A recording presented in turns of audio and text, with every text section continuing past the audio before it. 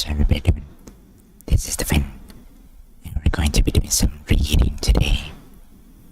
Also, I'm sorry if my voice sounds kind of a little bit hoarse today, because, actually, hold on, let me clear my throat a little bit. I ate some spicy ramen tonight, or there's not really spicy, but I put in a little bit of spicy sauce, and, I choked on it, just a little bit. Some of the soup went up my nose, or rather into my throat. The one that brings air in and out of me. Not the food one, the air one. It kind of burns just a little bit. Meh. Yeah.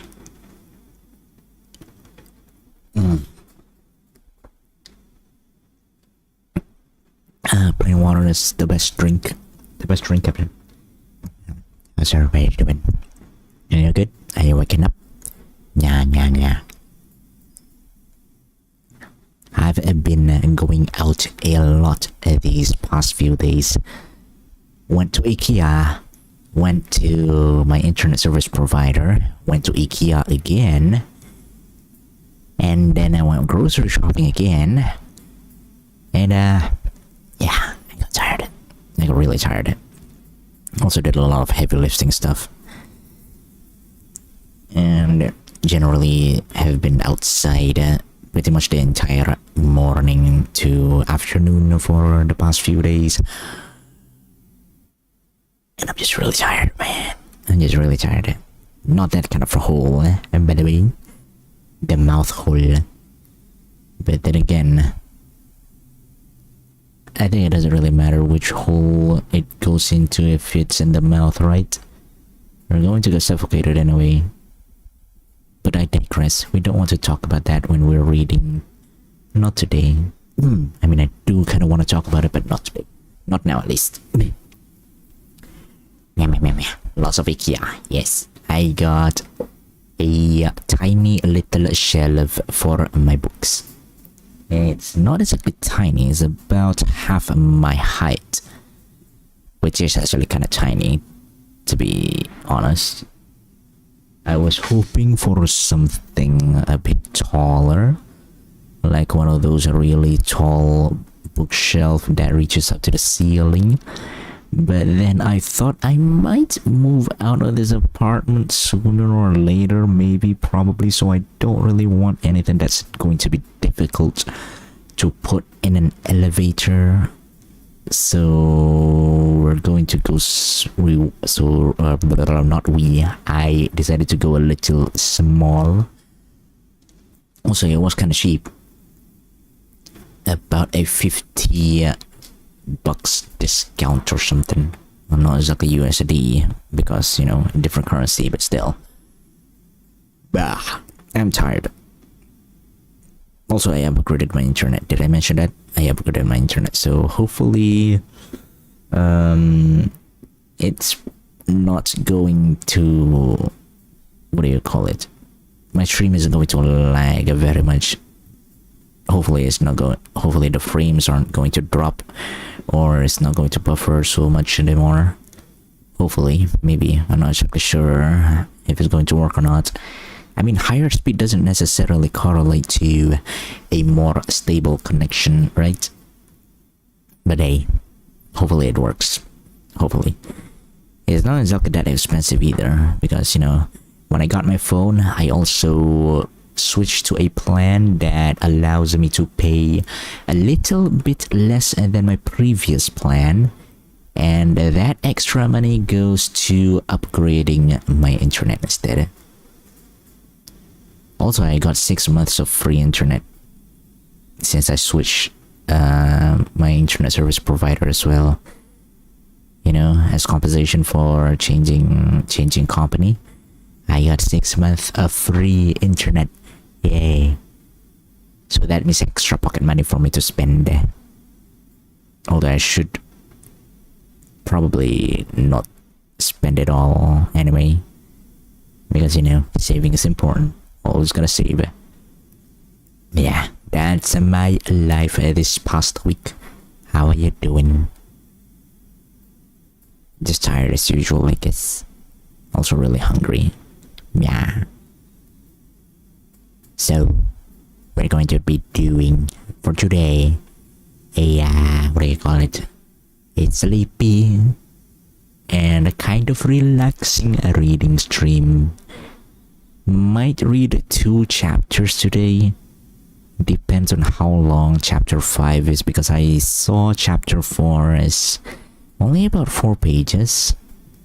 But I'm not sure how fast I'll be able to read this 4 pages, because I do read quite slowly. Yeah. Also, I kind of just realized this reading stream and Fallout 1 stream had become my sort of comfort game. You know? A game, or rather a stream, where I can kind of just take it easy and not think or focus too much on whatever I'm doing. And I kind of just relax a little bit. Because, you know, no need to swing around the mouse too much, no need to react fast, no need to be tense, sneaking around, backstabbing people and stuff. Yeah, it's kind of relaxing. Fallout. I mean, kind of weird to say that Fallout is a relaxing game, but still, I did mention that I love... actually, I didn't mention it. Did I mention it? I'm pretty sure I didn't. But yeah, post-apocalyptic genres is one of my favorite storytelling genre, because it's just really peaceful, and considering how everything that you know and love had been completely and utterly obliterated. But it's not just what you know and love, it's also what you know and hate. All of those have been obliterated, and in a post-apocalyptic world, everyone is equal again. And pretty much you can start from scratch. You can start from scratch. No one to tell you what's wrong and what's good to do. And no responsibilities, kinda, mostly. But I'm digressing. We're going to be reading again today. Let's continue, yeah? Bong. Meow, meow, meow, meow. Bong, bong, bong, to the mouse. Do we remember where we left off? If I remember... Okay, let's actually start from the beginning. No, we're not going to start from the beginning, but I'm going to give a little bit of an overview on how this story is written. So this story, this time machine story, is written in the perspective. It's written from the perspective of a journalist of some sort. This journalist takes note of someone else who is a time traveler who supposedly had traveled back in time. We, the writer, or rather the journalist, we're writing a story according to the recounting of someone who claims to be a time traveler who has went back in time. Yeah. So we've been invited to this time traveler's party, and this time traveler,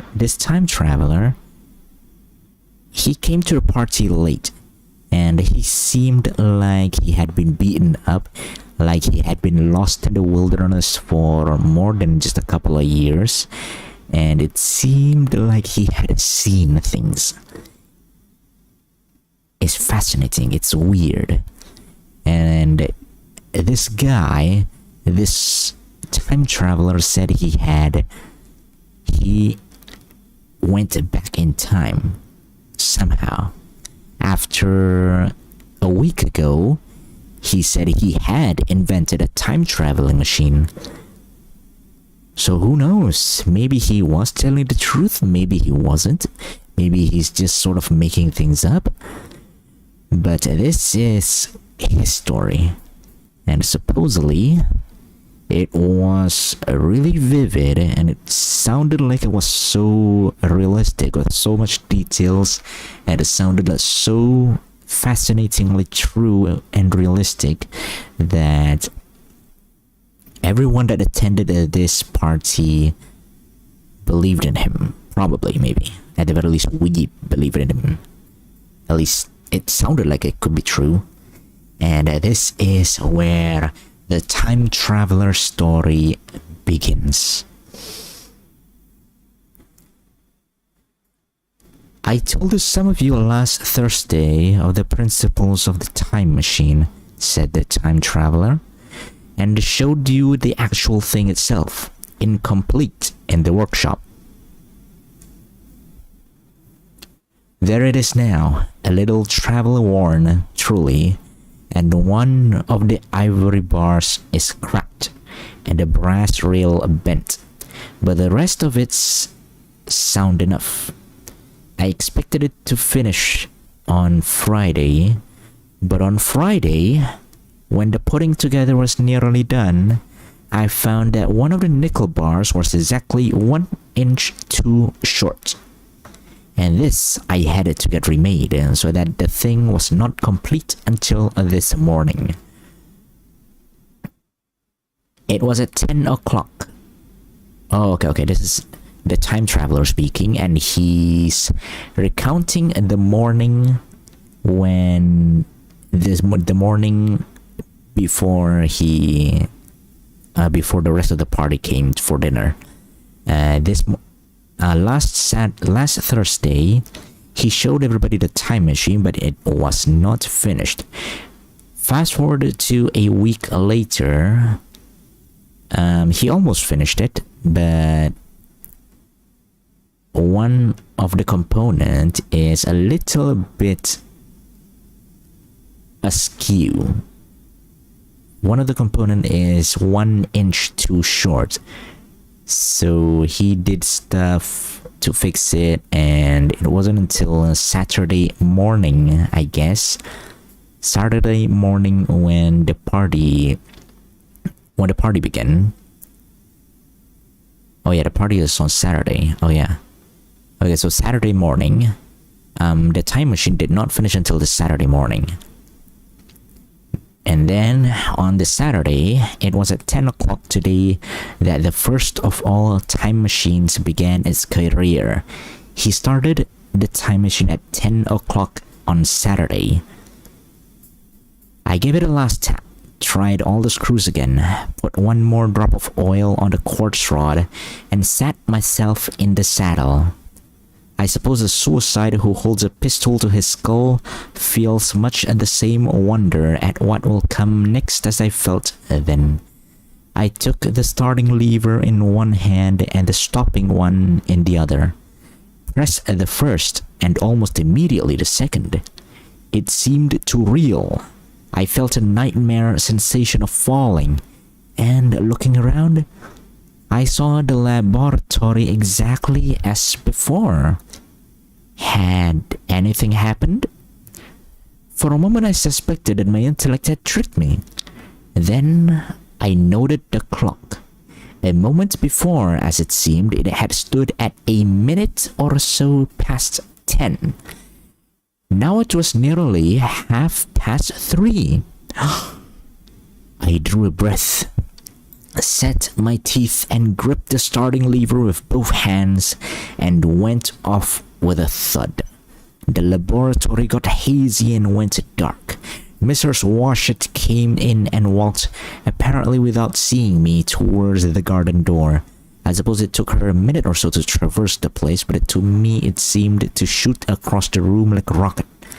I pressed the lever over to its extreme position, and the night came like the turning out of a lamp, and in another moment came tomorrow.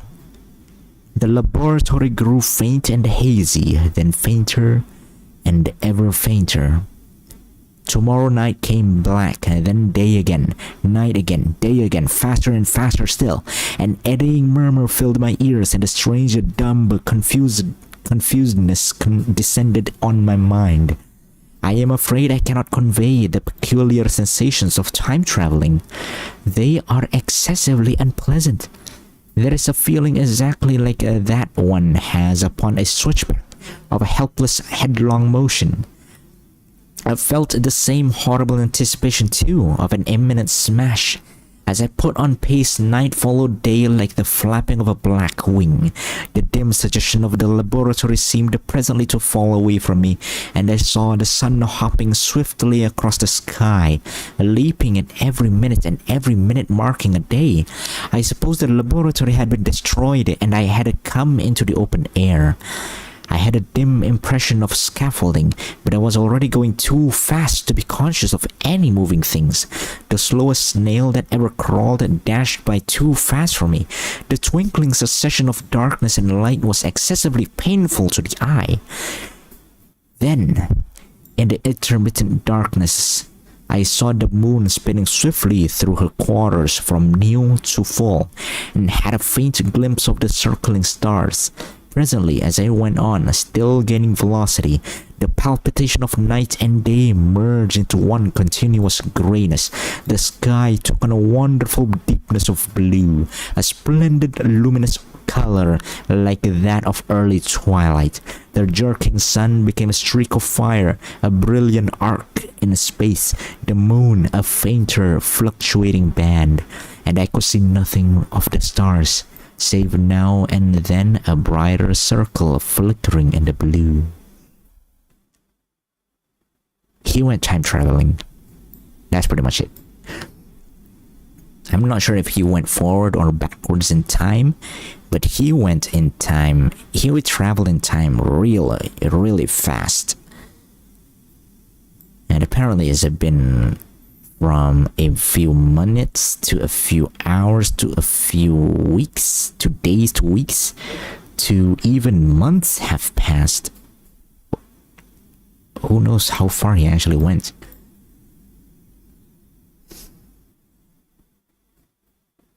Some should have gotten a lottery number. I still don't know if he went to the past or the future yet. And I'm not sure if there was a lottery back in the days. Well, maybe there was gambling, but I'm not sure about the lottery that we know today. Anyway, continue. The landscape was misty and vague. I was still on the hillside upon which this house now stands, and the shoulder rose above me grey and dim. I saw trees growing and changing like puffs of vapor, now brown, now green. They grew, spread, shivered, and passed away. I saw huge buildings rise up faint and fair, and pass like dreams. The whole surface of the earth seems changed, melting and floating under my eyes. The little hands upon the dials that registered my speed raced round, faster and faster. Presently, I noted that the sunbelt swayed up and down from solstice to solstice in a minute or less, and that consequently, my pace was over a year, a minute. And minute by minute, the white snow flashed across the world and vanished, and was followed by the bright, brief green of spring. The unpleasant sensations of the start were less poignant now. They merged at last into a kind of hysterical exhilaration.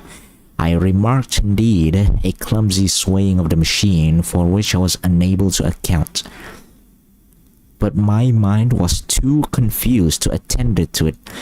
So with a kind of madness growing upon me, I flung myself into futurity. At first I scarce thought of stopping, scarce thought of anything but these new sensations. But presently, a fresh series of impressions grew up in my mind, a certain curiosity and therewith a certain dread, and until at last they took complete possession of me. With strange development of humanity, what wonderful advances upon our rudimentary civilization, I thought, might not appear when I came to look nearly into the dim, elusive world that raced and fluctuated before my eyes. I saw great splendid architecture rising about me, more massive than any buildings of our own time, and yet it seemed built of glimmer and mist. I saw a richer green flow up the hillside and remain there without any wintry intermission. Even through the veil of my confusion, the earth seemed very fair, and so my mind came round to the business of stopping. The peculiar risk lay in the possibility of finding some substance in the space which I or the machine occupied. Okay. So he went to the future, I guess, really quickly. And he thought about stopping, but he was a little bit worried about somehow stopping himself in the time machine inside of something else. The peculiar risk lay in the possibility of my finding some substance in the space which I or the machine occupied. So long as I traveled at a high velocity through time, this scarcely mattered. I was, so to speak, attenuated, was slipping like a vapor through the interstices of intervening substances. But to come to a stop involved the jamming of myself, molecule by molecule, into whatever lay in my way, meant bringing my atoms in such intimate contact with those of the obstacles that a profound chemical reaction, possibly a far-reaching explosion, would result, and blow myself and my apparatus all out of all possible dimensions into the unknown. Yep.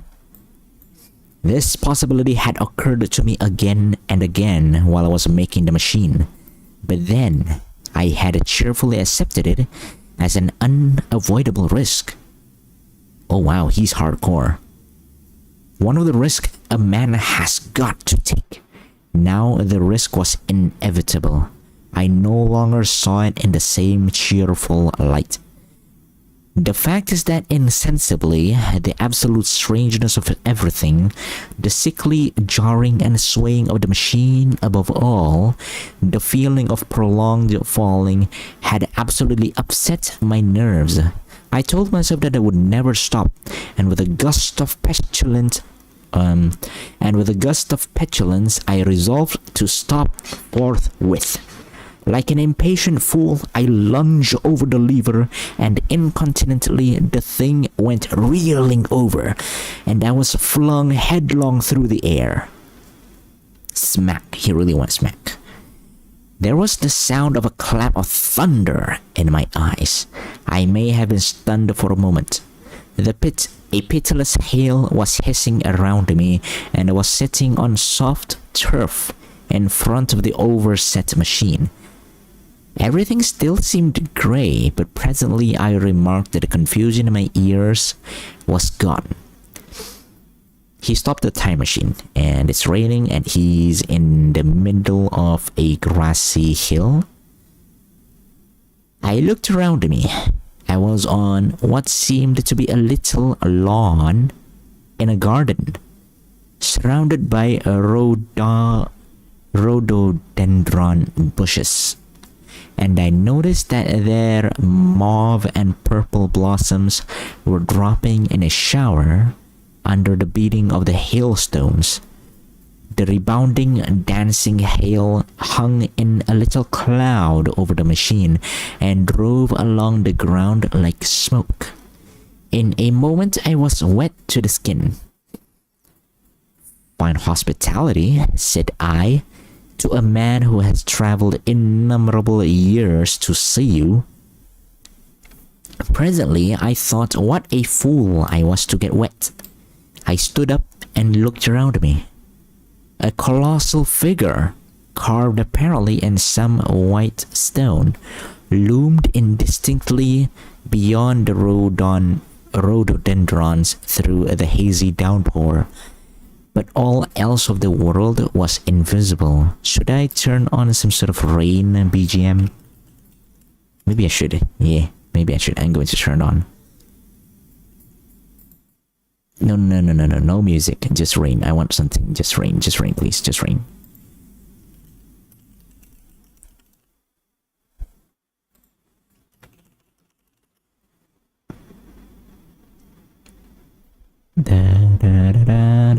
There we go. This should be good. Ooh, that's a bit too loud. Actually, that is perfect. Okay, how's this? Can you actually hear the rain?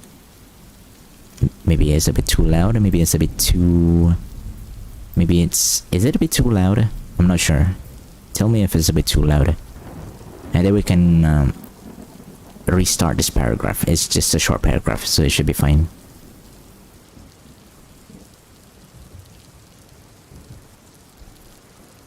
I'm going to need it to take off my earphones though, because I cannot concentrate if... Is it too loud or is it not too loud? But yeah, I'm gonna need to take off my earphones because I cannot read if I can't focus. Is this fine? Let's get it. Let's restart it. Presently, I thought what a fool I was to get wet. I stood up and looked around me. A colossal figure carved apparently in some white stone loomed indistinctly beyond the rhododendrons through the hazy downpour, but all else of the world was invisible. My sensations would be hard to describe. As the columns of hail grew thinner, I saw the white figure more distinctly. It was very large, for a silver birch tree touched its shoulder. It was of white marble, in shape of something like a winged sphinx. But the wings, instead of being carried vertically at the sides, were spread so that it seemed to hover. The pedestal, it appeared to me, was of bronze and was thick with verdigris. It chanced that the face was towards me. The sightless eyes seemed to watch me. There was the faint shadow of a smile on the lips. It was greatly weather-worn, and that imparted an unpleasant suggestion of disease. I stood looking at it for a little space, half a minute perhaps, or half an hour. It seemed to advance and to recede as the hail drove before it, denser or thinner. At last I tore my eyes away from it for a moment, and saw that the hail curtain had worn threadbare and that the sky was lightening with the promise of the sun. Well, that rain kind of didn't last very long.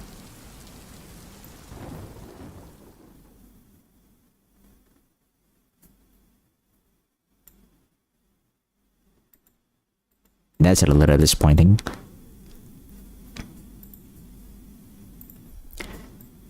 I looked up again at the crouching white shape, and the full temerity of my voyage came suddenly upon me. What might appear when that hazy curtain was altogether drawn? What might appear when that hazy curtain was altogether withdrawn? What might not have happened to men?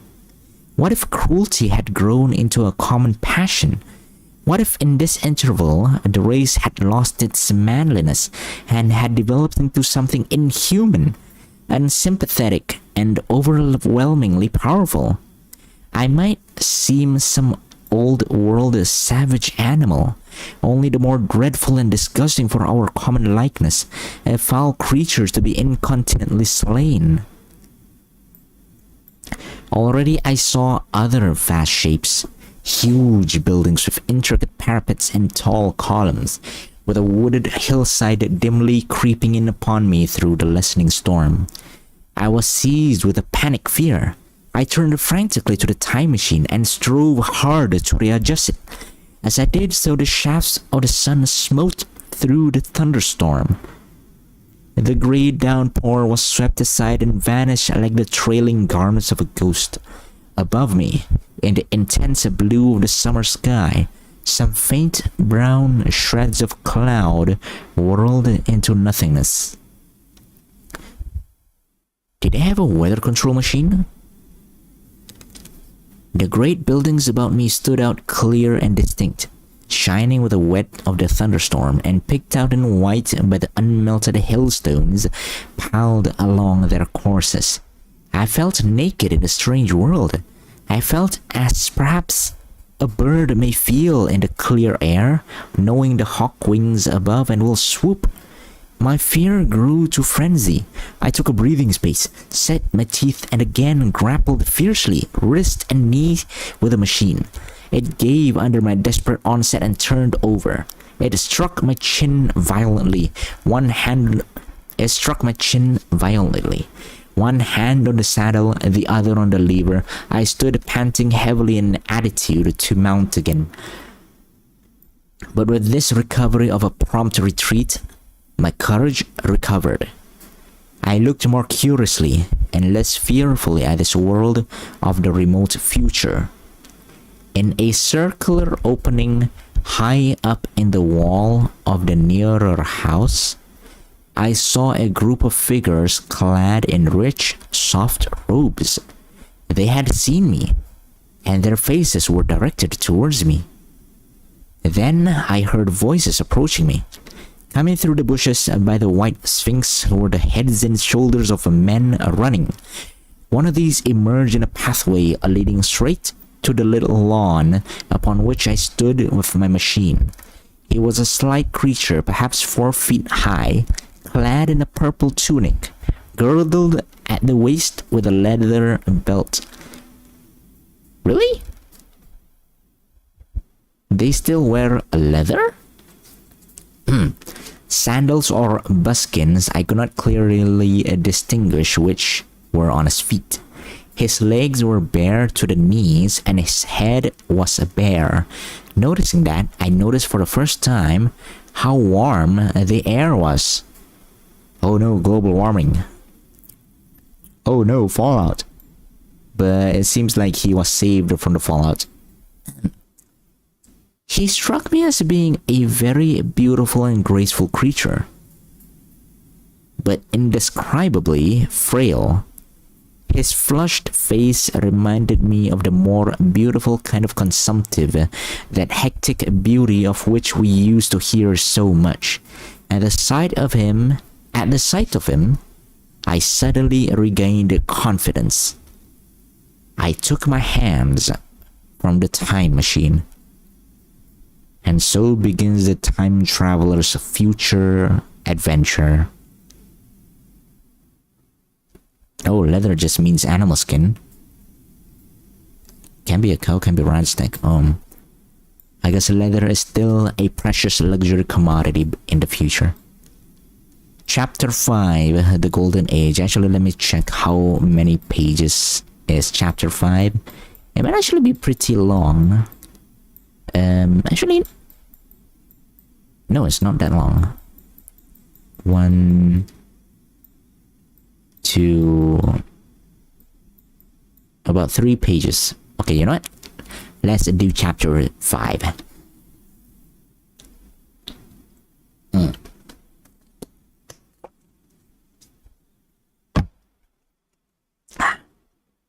Chapter 5, In the Golden Age. In another moment, we were standing face to face. I and this fragile thing out of futurity. He came straight up to me and laughed into my ears. The absence from his bearing of any sign of fear struck me at once. Then he turned to the 2 others who were following him and spoke to them in a strange and very sweet and liquid tongue. Interesting, the future people are not scared of him. There were others coming, and presently, a little group of perhaps 8 or 10 of these exquisite creatures were about me. Hold on. Excuse me. Oh, excuse me. Okay. There were others coming, and presently, a little group of perhaps 8 or 10 of these exquisite creatures were about me. Gosh darn it. Why do I have to sneeze now? Gosh darn it.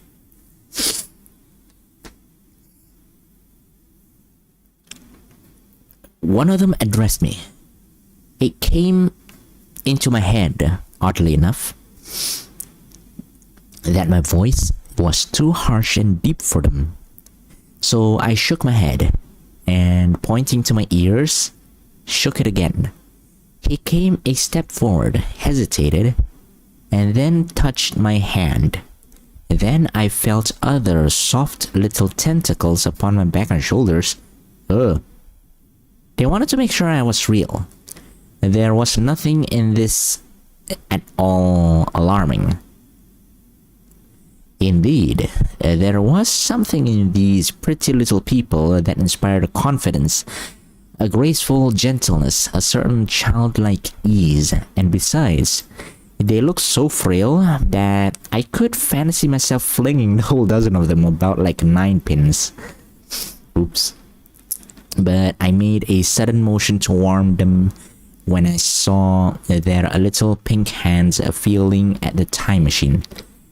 Happily then, when it was not too late, I thought of a danger I had hitherto forgotten, and reaching over the bars of the machine, I unscrewed the little levers that would set it in motion, and put these in my pocket. Basically, he took off the steering wheel of the time machine. Then I turned again to see what I could do in the way of communication. Are you sure they're super mutants? They're more like mini mutants. Excuse me. And then, looking more nearly into their features, I saw some further peculiarities in their Dresden China type of prettiness. Their hair, which was uniformly curly, came to a sharp end at the neck and cheek. There was not the faintest suggestion of it on the face, and their ears were singularly minute. The mouths were small, with bright red, rather thin lips, and the little chins ran to a point. The eyes were large and mild, and this may seem egotism on my part. I fancied even that there was a certain lack of the interest I might have expected in them, as they made no effort to communicate with me, but simply stood around me smiling and speaking soft cooing notes to each other. I began the conversation. I pointed to the time machine and to myself. Then, hesitating for a moment how to express time, I pointed it to the sun. At once, a quaintly pretty little figure in checkered purple and white followed my gesture and then astonished me by imitating the sound of thunder. For a moment, I was staggered, though the import of his gesture was plain enough. The question had come into my mind abruptly. Were these creatures fools? You may hardly understand how it took me. You see, I had always anticipated that the people of the year 800, 2000 odd would be incredibly in front of us in knowledge, art, and everything. Then one of them suddenly asked me a question that showed him to be on the intellectual level of one of our 5-year-old children. Asked me, in fact, if I had come from the sun in a thunderstorm. It let loose the judgment I had suspended upon its clothes, their frail, light limbs and fragile features. A flow of disappointment rushed across my mind. For a moment, I felt that I had built the time machine in vain. Who knows? Maybe these mini mutants are probably our children? Who knows? I nodded, pointed to the sun, and gave them such a vivid rendering of a thunderclap that startled them. They all withdrew a pace or so and bowed. Then came one laughing towards me, carrying a chain of beautiful flowers all together new to me, and put it about my neck. Oh wow, they really are praising the sun. The idea was received with melodious applause, and presently they were all running to and fro for flowers, and laughingly flinging them upon me until I was almost smothered with blossom. You who have never seen the like can scarcely imagine what delicate and wonderful flowers countless years of culture had created. Then someone suggested that their plaything should be exhibited in the nearest building, but no. And so I was led past the Sphinx of white marble, which had seemed to watch me all the while with a smile at my astonishment, towards a vast grey edifice of fretted stone. As I went with them, the memory of my confident anticipations of a profoundly grave and intellectual posterity came with irresistible merriment to my mind. He's being brought to their leader. The building had a huge entry and was altogether of colossal dimensions. I was naturally most occupied with a growing crowd of little people, and with a big open portal that yawned before me, shadowy and mysterious. My general impression of the world I saw over their heads was a tangled waste of beautiful bushes and flowers, a long neglected and yet weedless garden. I saw a number of tall spikes of strange white flowers, measuring a foot perhaps across the spread of the waxen petals. Really big flowers. Maybe even plastic flowers. They grew scattered, as if wild, among the variegated shrubs, but as I say, I did not examine them closely at this time. The time machine was left deserted on the turf among the rhododendrons. The arc of the doorway was richly carved, but naturally I did not observe the carving very narrowly, though I fancied I saw suggestions of old Phoenician decorations as I passed through, and it struck me that they were very badly broken. So excuse me. Though I fancied I saw suggestions of old Phoenician decorations as I passed through, and it struck me that they were very badly broken and weather-worn. Several more brightly clad people met me at the doorway, and so we entered. I, dressed in dingy 19th century garments looking grotesque enough, garlanded with flowers, and surrounded by an eddying mass of bright, soft-colored robes and shining white limbs, in a melodious whirl of laughter and laughing speech. The big doorway opened into a proportionally great hall hung with brown. The roof was in shadow, and the windows, partially glazed with colored glass and partially unglazed, admitted a tempered light. The floor was made up of huge blocks of some very hard white metal, not plates nor slabs, blocks, and it was so much worn, as I judge by the going to and fro of past generations, as to be deeply channeled among the more frequented ways. Transverse to the length were innumerable tables made of slabs of polished stone, raised perhaps a foot from the floor, and upon these were heaps of fruits. Some I recognized as a kind of hypertrophied raspberry and oranges, but for the most part they were strange fruits. Between the tables was scattered a great number of cushions. Upon these my conductors seated themselves, signaling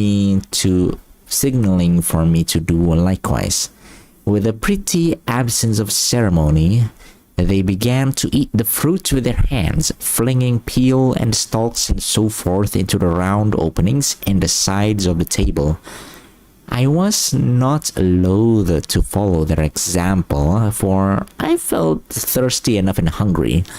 As I did so, I surveyed the hall at my leisure. And perhaps the thing that struck me the most was its dilapidated look. The stained glass windows, which displayed only a geometrical pattern, were broken in many places, and the curtains that hung across the lower end were thick with dust. And it caught my eye that a corner of the marble table near me was fractured. Nevertheless, the general effect was extremely rich and picturesque. There were perhaps a couple of hundred people dining in the hall, and most of them, seated as near to me as they could come, were watching me with interest, their little eyes shining over the fruit they were eating. All were clad in the same soft yet strong, silky material. So it is a post-apocalyptic scene. Interesting. Fruit, by the by, was all their diet. Wait a minute, are these squid people? Fruit, by the by, was all their diet. These people of the remote future were strict vegetarians, and while I was with them, in spite of some carnal cravings, I had to be frugivorous also. Indeed, I found afterwards that horses, cattle, sheep, dogs had followed the Ichthyosaurus into extinction. No! But the cats are fine, right? Kitty is not extinct yet. But the fruits were very delightful. One in particular that seemed to be in season all the time I was there. A flowery thing in a three-sided husk was especially good, and I made it my staple. At first I was puzzled by all of these strange fruits and by the strange flowers I saw, but later I began to perceive their import. Okay, so apparently he's been living here since then for quite a while. And he's been eating oh no, kitty is not food, no. These people are herbivores, they only eat fruits. And apparently the time traveler settled in quite well. However, I am telling you of my fruit dinner in the distant future now. So soon as my appetite was a little checked, I determined to make a resolute attempt to learn the speech of these new men of mine. Clearly that was the next thing to do. The fruits seemed a convenient thing to begin upon, and holding one of these up, I began a series of interrogative sounds and gestures. I had some considerable difficulty in conveying my meaning.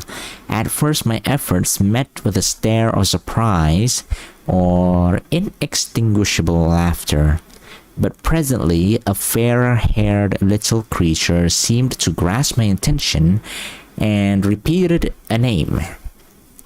They had to chatter and explain the business at length to each other, and my first attempts to make the exquisite little sounds of their language caused an immense amount of genuine, if uncivil, amusement. However, I felt like a schoolmaster amidst children and persisted, and presently I had a score of noun, substantives at least, at my command, and then I got to demonstrative pronouns and even the verb to eat. But it was a slow work, and the little people soon tired and wanted to get away from my interrogations, so I determined, rather of necessity, to let them give their lessons in little doses when they felt inclined. And very little doses I found there were before long, for I never met people more indolent or more easily fatigued. Wow. The people of the future sure are lazy asses. Also dumb, probably. We never met their leader. Oh well. Oh, okay, the next chapter sounded really ominous. Chapter 6, The Sunset of Mankind. We were going to leave that for next time. Yeah, nice little cliffhanger there, right? Okay, that should be good enough for today. I love reading so much. Thanks for listening. I'm actually just going to end the stream now because there's not much else that I can really say. Very interesting. Maybe a little bit of summary on what we read today. So the time traveler went far, far, far, far into the future. All the way to what appears to be a post-apocalyptic scene after a golden age of humanity. These people, or these little people, whatever they are, because they definitely don't seem human, they are the ruler of Earth, I guess, at that point. These are little people, no taller than a child, and they seem to be quite thin and white, like a bunch of kids that's been living indoors for their entire life, probably. Do you remember where it goes? Because I certainly don't. But yeah. The time traveler, first traveled through time all the way to the future. A little eventful, but quite easy. This is easy mode for him for now, just for now. A little easy for him. But that should be fine. Yeah. Actually, hold on. Oh wow, really? He actually just went to the future and back. Huh, interesting. I'm just reading the titles of the chapter. I'm not actually sure what the story is going to be, but it seems like he doesn't really travel to any other time period, according to the titles at least, the title of the chapters. Okay, that's interesting. I thought he would actually go back and forth between eras. Yeah, they are probably kind of just scavengers making use of the ruins of humanity, I guess. Title spoilers, no? Yeah. I mean, to be fair though, you can kind of, even in books, you can already see the title of the chapters in the index. So it's not really much of a spoiler. Actually, I do have a question though, before I forget. Is there a movie adaptation of The Time Traveler? I feel like there is, but I hope I'm not mixing it up with Planet of the Apes. But I'm pretty sure there is a movie adaptation of this book. I'm not sure. No, we'll figure it out. I'm pretty sure I watched it way, way, way back when I was younger, but I don't remember anything about it. Yeah. Blah, blah, blah, blah, blah, blah, blah. Always keep contents unless it's textbook. I mean, from what I've learned, textbooks is what you're supposed to be skipping contents with. But who knows? I don't know. Anyway, that should be a good time to end today's not watch along, read along. Yeah, everybody does watch along of movies and anime, and I instead do read alongs of old books. Isn't this unique? I hope it is, because if it's not, then I will feel very sad. Yeah, but anyway, it's a good time to end. It's also time for me to sleep. It's already 12 anyway.